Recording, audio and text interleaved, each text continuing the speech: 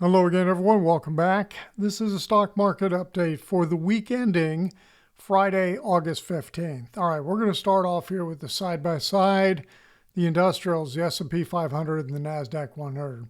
The Dow Industrials were up 770 points this last week, and yes, they are sitting at a closing new all-time high. Now, we've kind of struggled the last, 6 weeks since the high here on the week of June 29th. So we'll see where we go with this. We've got an interesting picture when I take a look at the Dow diamonds on a daily basis.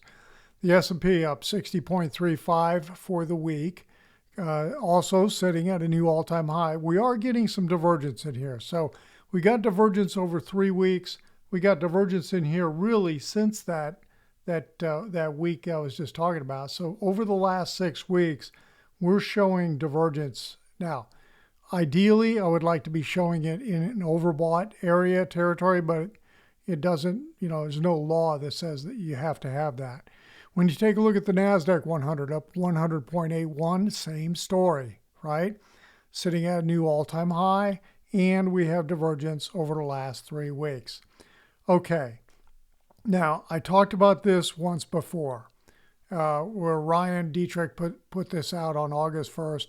And said, hey, we're getting into that time of year, August and September, where, we are just ripe for a pause in terms of, the returns that have occurred.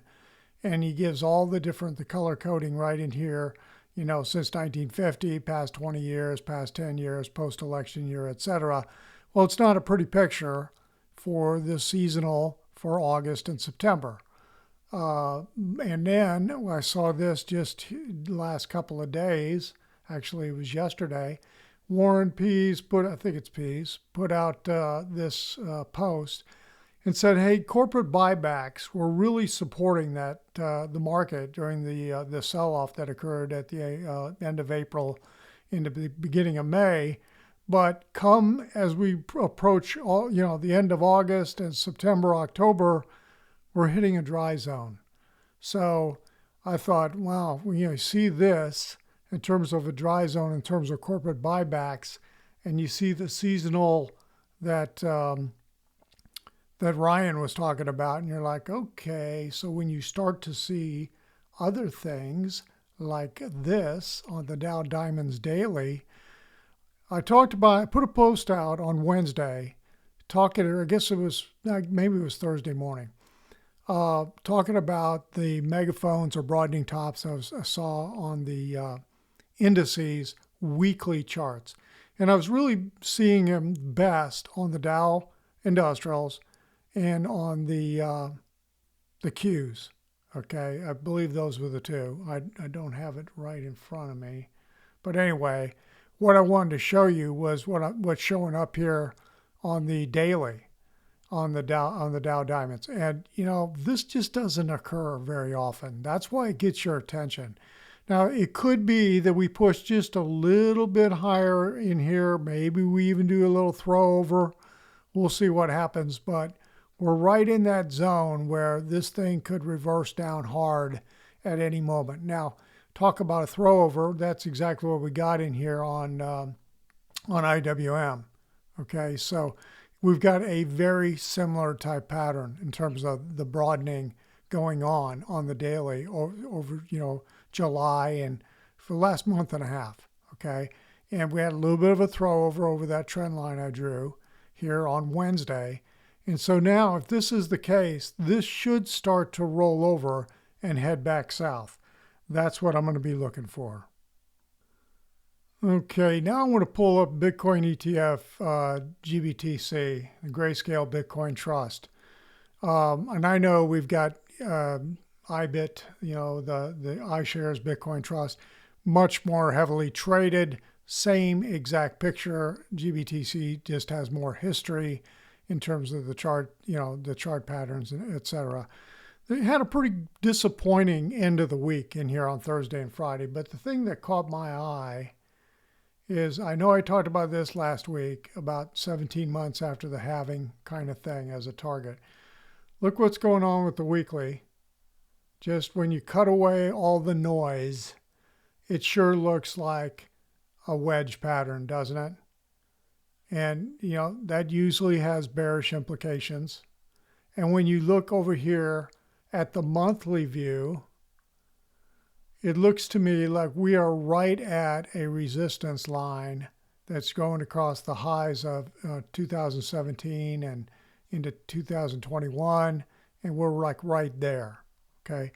Major divergence in here with this last push in here with this is what I just showed you over here on the weekly is right in here, right? So this is going to be really, really interesting. I'm not saying that Bitcoin can't go higher, eventually, but it sure looks like it's setting up for a little bit of corrective move. We'll see when it starts to break down here. Okay, the next thing I want to take a look at is gold. So GLD is what I follow for gold, and boy, GLD has been extremely frustrating, hasn't it? I'm not sure what's going on here. Oh, I didn't click the right button. Okay, so this is the weekly view. It was down $5.62 this last week, up 18 cents on Friday.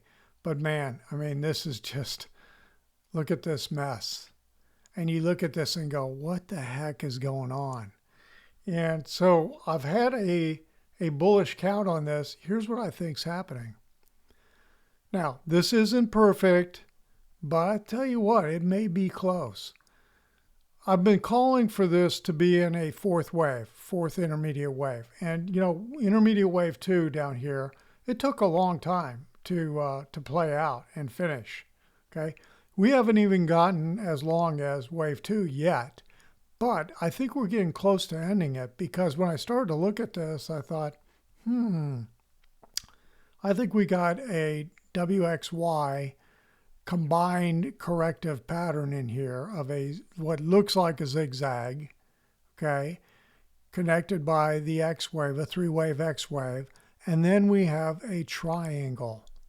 And I think there's a pretty good chance that this is exactly what we're getting, and it's sideways. And if that's the case, this little wave E in here, the 5th wave, should be ending pretty soon. And I'm estimating like 306, 305, 306 on a pullback in here. And where did we close? We closed 307. So we're almost there. Now, where does this fail?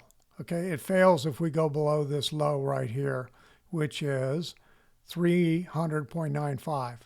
We go below that low, then this triangle pattern breaks down. It's not valid anymore. Okay, so we'll see if we start to get a turn. And if we start to get a turn, then we're going to get the 5th wave to finish off this little 5-wave sequence. And this 3rd wave is very, very strong. So we'll see how far we go once we get the breakout. But I thought this is really interesting. It may be finally time for gold to shine again, I guess. This is the best way to put it. Oh, the last thing I almost forgot. Wanted to show you a little comparison, and I've shown this before, between GLD and SLV, okay? So here's a monthly chart overlaying the two on top of each other. And you can see the 2011 high on GLD was 185.85 intra week. That occurred right here on August 2011. And then the high on SLV was 48.35. We haven't even come close to taking out that high. Like, gold took it out, GLD took it out in August of 2020, and and then it chopped around for quite a while until it got its head of steam going again. Now, it's interesting how, SLV kind of lagged back here in 2010 for a while, and then all of a sudden turned on the jets. So I keep wondering, keep watching, when is that going to happen again? When is SLV going to turn on the jets, take out this high, and have the chart get well above, where GLD is? So interesting comparison. We'll continue to watch this, but could be a really, really longer term attractive picture for SLV for sure. Okay, that's it for today. If you felt like the video was helpful, give it a thumbs up. If you're not a subscriber to this YouTube channel, hit that little subscriber button. And if you'd like more of this information on a regular basis, head on over to joehenches.net. Everyone, have a great week. We'll talk to you on the next video.